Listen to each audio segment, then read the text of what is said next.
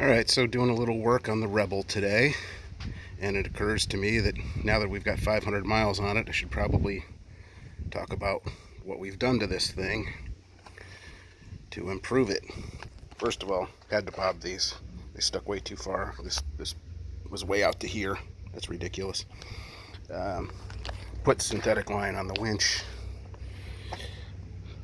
Some heat reflective tape on the gas tank as well as on the fuel lines. Had to replace the fuel module because I don't know if any of you saw my other short little video. When it came from the factory, this was cracked and spraying out fuel at 40 psi. Hard to see, but relocated the temperature sensor to the correct side of the radiator. I was going to put on some manual thermostat controllers, but the thing works great now. Still having alignment issues after 500 miles.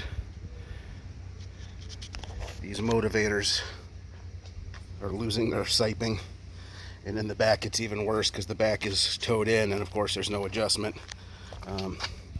Hard to see, but I mean, with only 500 miles, I'm going to be looking at new tires probably at 1500. I don't know if anybody's had any interesting ways to adjust this non-adjustable rear suspension, but I don't know if I can continue to buy tires like this. What did we do to the inside? Put a few little odds and endsies up here because we've got a hard top and all that stuff stays nice and dry. New shift knob because the other one wouldn't tighten up. Air fuel ratio gauge.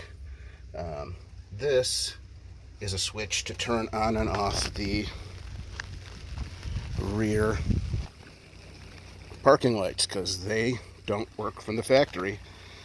It didn't ever break or blow a fuse, but somewhere on that system it was grounded, so the wire was obviously broken and not touching anything on the hot side, but on the rest of it, it was grounded out somewhere.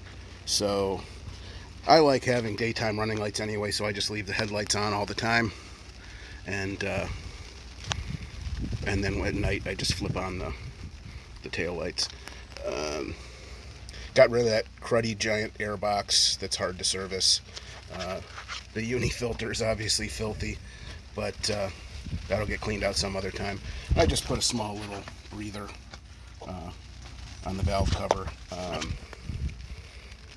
Again, it probably wasn't all that necessary, but it'll keep any garbage from getting blown in or blown out.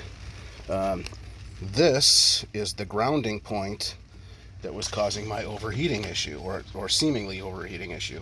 The gauge kept saying that I was overheating when I really wasn't, and it's because it wasn't grounded well. Took that off, cleaned up the ground, suddenly everything works, no problems. You know, when guys tell you to clean up the grounds, clean up every single one of them. I put these two are extra brake lights, like a third brake light, as well as I put in some backing lights to stay legal. Also got some Amazon $60 mufflers, and this baby is loud. I mean, it screams. Still need to wrap. I have the wrap and I haven't put it on yet. Wrap the whole exhaust. You know, they wrap it sort of from the factory there, but I want to go over it and completely and get it done. Trying to think of what else we did to this. This is about it, I guess. Did remount the front seat. Put the front holes where the rear ones were. So right now the passenger seat is in its stock location all the way back. The driver's seat is in its new location all the way forward. So they line up almost perfectly. But again, unless you just have tiny feet. I'd love to relocate the pedals. I just don't have the time or energy to do it. You know, I'll put in a new stereo, I'll do some other things, but I just don't have time to pull those pedals off and try to re-engineer everything. But I think that's pretty much all the highlights. Future plans include tearing out this mat and spraying in some 2-part bed liner. I'm sure that mat is trapping water between it and the metal, which these things rust bad enough as it is. Still need to get a vented gas cap. I may just drill a tiny hole in this one, since it seems to have some kind of a vent in there. I don't know. We'll have to see what I can do here. It's always hot here. I'm in the Virgin Islands. I manage a boatyard, so you know, I don't worry about cold mornings and stuff like that, or any crazy stuff. But you know, it's always, you know, it's 84 degrees here in the morning. So I think that's it. If you have any questions or anything at all, let me know. If you got any better ideas than what I have, definitely let me know. And if you got, again, if you've got any ideas on how to fix this toe in, it would be great. It was suggested to cut and put a rod end in here. That would at least be adjustable.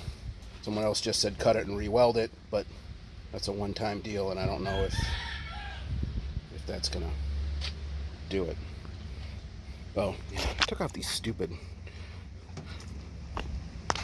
lights that had license plate lights that Rebel put on here. I'm not sure why they have them there. There's also room for a license plate light there, but I put these little hypo motorcycle ones on. I mean, how many license plates is this thing supposed to have? All right. Again, any questions, any ideas, let me know. I still want to, if anybody has the information about this multiple sensor here, it's the map and the temperature sensor. I have one of those little Fooler boxes that tells the temperature gauge that it's colder than it is, so it runs a little richer. Question is, I don't have the, you know, what's the wiring diagram on that? I don't want to interrupt the map, and I don't want to interrupt the power. I just want to interrupt the signal. So anybody knows anything about that, again, let me know in some comments. All right, thanks guys.